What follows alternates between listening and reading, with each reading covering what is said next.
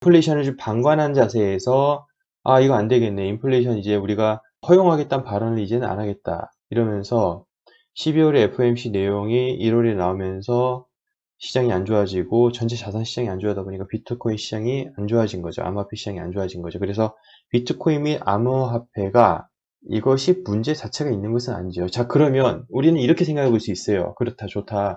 내려왔던 이유가 저런 전체적인 이런 경제, 거시경제적인 그런 것 때문에, 저 파월의 멘트 때문에, 연준의 그런 방향성 때문에 하락을 불러일으켰다면은 반대로 올라갈 수 있는 것도 연준의 어떤 멘트에 우리가 좀 기대를 할 수 있지 않을까, 이런 생각을 할 수 있는 거죠. 자, 그렇다면 지금 당장 우리가 기대할 수 있는 어떤 뉴스거리는 무엇일까? 자, 그거 했을 때 이번 주에 반드시 챙겨봐야 될 것은 12일에는 미국 경기 동향 보고서인 베이지북이 공개된다. 12월 소비자 물가지수 CPI도 발표된다. 또한 12일에는 제롬 파월 연준 의장의 인사청문회가 예정돼 있다는 거죠. 그래서 제롬 파월의 인사청문회 이 내용은 이미 지금 오픈이 돼 있어요. 예, 청문회 내용은 이미 오픈이 있는데 별 내용 없습니다, 여기. 이거 이제 우리가 번역해서 본다면은 별 내용은 없습니다. 뭐 그동안 했던 말이 다 나왔고요. 그런 얘기들이 이미 시장에는 다 퍼진 상태라고 보셔도 될 것 같습니다. 그래서 그러면 아 내일 소비자 물가지수 나오는 거 좀 봐야 되겠네, 이런 거 이 정도. 그리고 미국 경기 동향 보고서 베이지북이 공개된다니까 이것도 뭐 봐야 되겠네, 이렇게 보시면 될 것 같고, 25일, 26일 다다음 주 화수, 미국 시간 화수에는 FOMC, 1월 FOMC 정례 회의를 앞두고 있다. 그래서 이렇게 일단은 연준의 이 제롬 파월의 움직임, 그리고 미국 경기 동향에 대한 움직임은 그렇게 보시면 될 것 같아요. 지금 그것 때문에 자산시장이 지금 많이 위축이 되고 있기 때문에 생각보다 좀 덜한 충격이라든지 생각보다 약한 멘트가 나온다면은 조금 더 숨을 쉴 수 있지 않을까, 뭐 그런 기대 정도는 할 수 있을 것 같고, 뭐 이거를 굳이 안 봐도 우리가 제가 저번에 어제 라이브 방송에서 말씀드렸다시피 2013년을 우리가 돌아가서 보자는 거죠. 이때 사실은 테이퍼링 시작에 앞서서 이미 피크 찍고 내려왔으니까 이번에도 되게 비슷한 것 같지 않냐, 이런 의견 많잖아요. 이때도 피크 찍고 내려온 거지 않냐. 이때 이제 연준이 이미 작년 11월부터 테이퍼링 시작이기 때문에 되게 비슷하지 않냐. 그런데 뭔가 각도가 뭔가 이게 높은 각도가 한번 있었고 그리고 하락이 왔는데 그게 좀 아쉽다. 지금 그 정도잖아요. 그죠? 그러면 지금 이런 상황인데, 그럼 2013년 이때부터 금리 인상이 있었거든요. 근데 비트코인은 올랐어요. 그러니까 비트코인의 입장에서는요, 금리 인상이 뭐 있는다 하더라도 비트코인이 뭐 하락한다, 뭐 그렇게 보기에는 또 어렵다는 것이죠. 아까 톡방에다가 좀 공유 드린 건데, 크게 우리가 두 가지 보자 했죠. 옵션 만기일 지금 가장 큰 거래량 있는 게 1월 14일하고 1월 28일, 이 두 가지의 거래를 좀 보자. 그래서 콜과 풋과 콜, 그러니까 뭐 살 수 있는 권리, 팔 수 있는 권리건데 뭐 아무튼 그건 다 집어치우도록 하고요. 간단하게 정말 요약해서 말씀을 드리자면은, 자, 1월 14일, 예. 그러니까 이게 이제 지지로 볼 수 있는 게 40K, 저항으로 볼 수 있는 게 44K, 그리고 1월 28일, 28일 이게 좀 거리가 좀 많습니다. 지지로 볼 수 있는 게 38K, 그리고 저항으로 볼 수 있는 게 50K 정도 될 것으로 지금 보이고 있고요. 그리고 역시나 아까 말씀드렸다시피 가장 큰 거래가 1월 28일에 지금 예정되어 있습니다. 그래서 이거 옵션 부분 한번 좀 챙겨 보셨으면 좋겠고요. 그리고 좀 더 장기적인 부분에 대해서 좀 말씀을 좀 드려보고자 합니다. 바로 MPI 지수인데요. 아까도 말씀드렸는 거. 채굴자 입장에서 이거 좀 아쉽다. 채굴자 입장에서 이거 팔질 않았네, 이상하다 해서 이 어큐뮬레이션 이 단계에 현재 있으니까 보통 피크를 찍을 때, 비트코인 가격이 피크를 찍을 때 채굴자들은 축적해 놓은 비트코인을 팔기 시작합니다. 과거에도 이런 식으로 팔았고, 그 레벨이 2 이상일 때는 항상 고점의 그런 시그널을 보여왔었는데, 지금 현재 보니까 계속 어큐뮬레이션에서 축적을 이루고 있다. 이상하지 않냐 해서 저도 아까 커뮤니티 게시글로 올려드렸었잖아요. 근데 이 부분을 좀 하나 좀 보셔야 될 것 같아요. 아까 그러니까 저도 그런 말씀을 드렸는데, 제가 인터뷰한 동생이랑 아까 좀 이야기를 했거든요. 그 동생이 이제 이런 얘기를 했었어요. 저도 상당히 공감이 간 내용인데 이러더라고요. 형, 그래서 이 MPI를 지금 보셔야 될 부분이 좀 조심하셔야 될 부분이 있습니다, 이러더라고요. 이 라인을 기점으로 MPI는 다르게 봐야 된다고 봅니다. 채굴자들이 갖다 판 채굴자 지수잖아요. 채굴자 얼마나 갖다 팔았냐 안 팔았냐 이제 그런 지수를 나타내는 것인데, 딱 지금 저 빨간색 세로선 그어놓은 기준으로 전과 후로 완전히 바뀐다고 저는 보고 있습니다. 자, 그 근거는 무엇이냐? 자, 그 근거는 바로 중국 채굴이 이 시점을 기점을 해서 비트코인 중국 채굴 어떻게 됐습니까? 자료를 한번 보도록 하실게요. 메인랜드 차이나, 이거 노란색 부분 영역 보십시오. 5월, 그러니까 2021년 5월이었잖아요. 그때 이 비트코인 가격이 내려온 이유가 당시 중국 채굴 금지 때문에 이렇게 내려왔던 거지 않습니까? 이때부터 해서 전 세계로 다 그냥 퇴출당했습니다.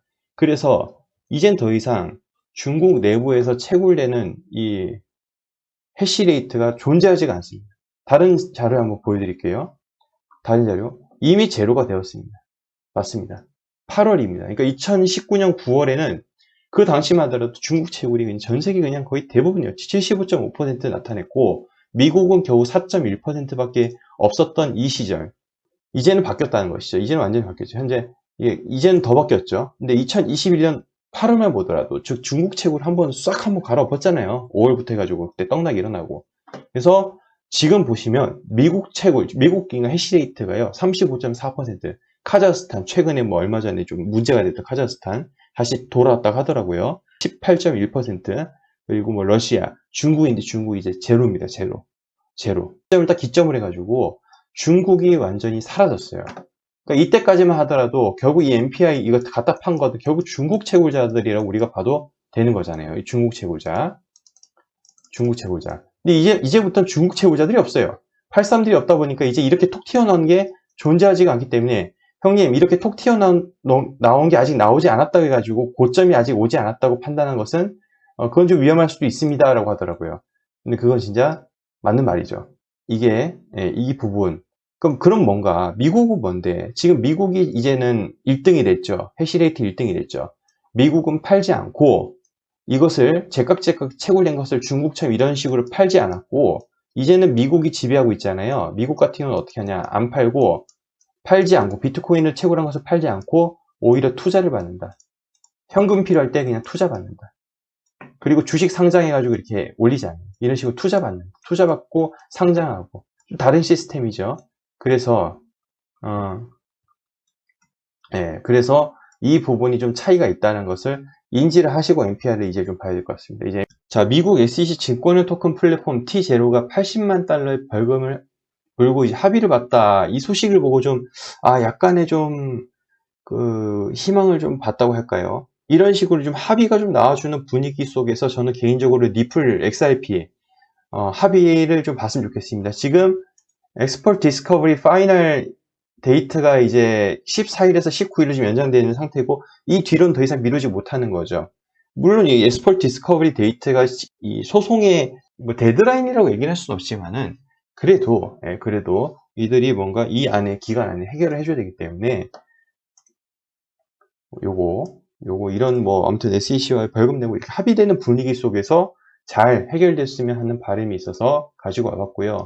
역시나 이 3등 비트코인 고래 지갑, 이 고래 지갑에 대한 정체의 사람들 추측은 많습니다. 이게 뭐 어느 거래소의 지갑이다, 뭐 콜드 월렛이다, 모르겠습니다 저는. 근데 그런 여러 가지 가능성을 열어둔 채로 우리는 이 지갑에 대해서 관심을 가질 뿐인데, 자, 이 세 번째 고래 지갑, 3위 고래 지갑 보시다시피 계속 축적하고 있네요. 파란색 선 보이시다시피 계속 축적하고 있고요. 22년 1월 11일 이 기준으로 보시면은 250개 비트코인도 축적했고, 또 183개 250개 해서 총 계산이 빨리빨리 돌아야 돼요. 433개 비트코인을 추가를 했네요. 그리고 하필 이게 좀 희한하다는 것이죠. 이렇게 가격이 낮을 때 이런 식으로 보시면 파란색 선이 올라가죠. 가격이 이렇게 횡보하거나 낮을 때 파란색 선이 올라가고요. 가격이 올라갈 때 오히려 파란색 선 보시면 내려갑니다. 그러니까 보유 개수가 줄어드는 거죠. 근데 잘 아셔야 될 것은 이 지갑 자체의 규모는 어마어마합니다. 돈이 어마어마하기 때문에 이 지갑 주소를 보시고 그러니까 그대로 베껴서 트레이딩 하시는 것은 좀 위험하다고 생각을 합니다. 자, 그리고 블랙록, 이제 우리가 방금 아까 연준이 이런 얘기했던 것을 크립토와 좀 관련을 좀 짓고 싶잖아요. 근데 연준 이거 뭐 금리 4번 올해 올린다고 뭐 불안합니다. 근데 시장이 좀 이렇게 안도감보다는 그렇게 긴장할 필요 없다 정도, 그 정도 딱 레벨로 예, 이제 해석을 해주는 기관들이 있는데요. 블랙록 같은 경우는 우리 리플 가지고 계신 분들이 많이 또 아시는 부분이죠. 블랙록. 포렉스 라이브에 따르면 세계 최대 자산 운용사 블랙록이 클라이언트 메모에서 미 연준은 금리를 제한적 수준으로 인상함으로써 인플레이션의 브레이크를 밟기보단 인플레와 공생할 것으로 예상한다.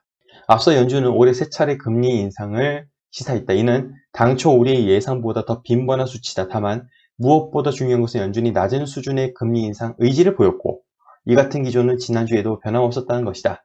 네. 그러니까 이런 얘기를 지금 하고 있어요.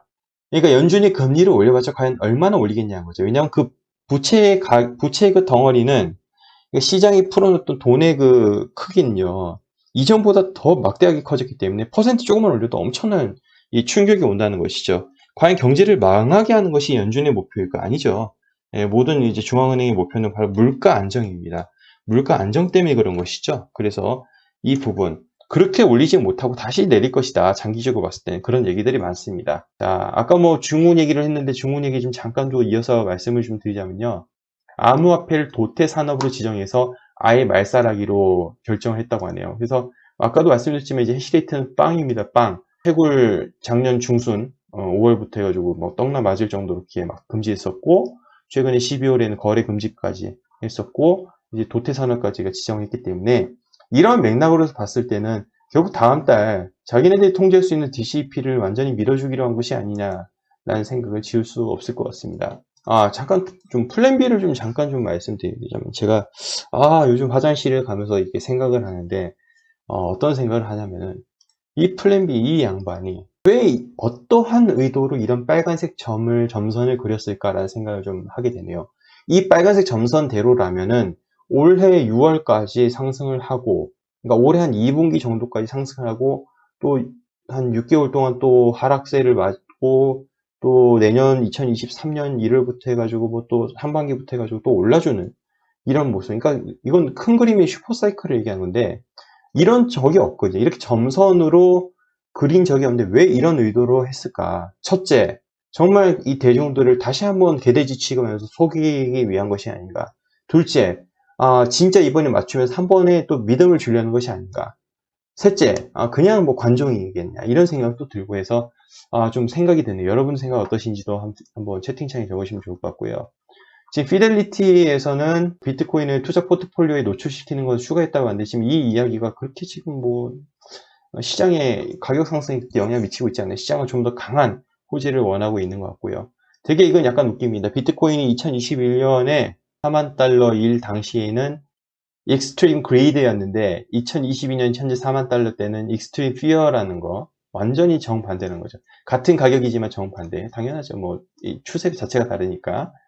그러니까 정말 완전히 슈퍼 떡상회로를 돌린다면 이렇게 선을 많이 긋더라고요. 이렇게 모아져가지고 좀 가져야 된다. 이건 슈퍼 떡상회로고요. 그렇지 않다 해서 하락적인 좀 냉정하게 보자. 하락적 관점에서 좀 보여드리자면요. 바로 이거가 저는 가장 맞지 않나 생각됩니다. 바로 지금 이 저항선이죠. 얘가 이제 저항선이 돼버렸어요. 그래서 오르더라도 얘 또 맞고 또 쳐맞고 내려가는 식으로 해가지고 갈 수밖에 없지 않냐. 예, 이런 식으로. 이건 이제 좀 현실성 있는 거겠죠. 이런 식으로 다음 내려가면 3만 달러 되지 않겠냐. 뭐 그런 얘기, 이런 얘기를 좀 보실 수 있는데, 진짜 모르겠어요. 진짜 모르겠어요. 아직까지 이렇게 보시면 나스닥과 커플링 되는 이런 비트코인 시장이기 때문에 연관성 보십시오. 연관성. 나스닥과 S&P 500과의 연관성이 더 상관관계가 높은, 아직 이 나스닥과 S&P 500을 떠나지 못하는 비트코인이니까요. 그래서 이런 추세로 봤을 때 현재 우리가 과연 이런 지금 라인이 있는 건지, 그래서 한 번에 더 상승을 기대할 수 있는 것인지는 가봐야 되는 문제이지 않을까 싶습니다. 왜냐하면 너무나 애매하기 때문이죠. 지금도 보시면 비트코인 이렇게 추세선 그어놓고 좀 더 다시 한번 이걸 딛고 RSI도 지금 뭐 이거 다음에 다시 한번 상승하는 패턴이 과거에도 있었기 때문에 이번에 올라야 된다 이런 거 있지만은 제가 보기엔 현재 시점에서 가장 중요한 것은 믿음이라고 생각합니다. 지금 그것 빼고는 뭐 내세울 게 없을 것 같아요. 이것도 슈퍼 떡상 희망이론인데 헤드앤숄더라고 해가지고 지금 이 상태에서 올라줘야 된다. 아까 뭐 이런 추세랑 되게 뭐 비슷한 맥락이라고 보시면 될 것 같은데 요런 맥락과 되게 비슷한 맥락으로 좀 보시면 될 것 같은데 자꾸 이 각도가 아쉽다는 거죠. 한 번 이런 좀 극단적 각도가 나와줘야 되는데 이거 이래가지고 끝나냐?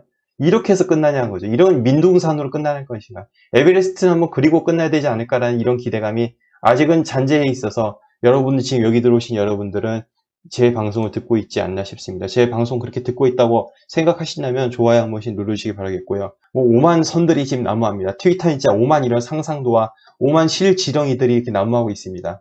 정말 필요한 것은 나의 그 확신, 그것이 가장 지금 필요하지 않나 라는 생각이 드네요.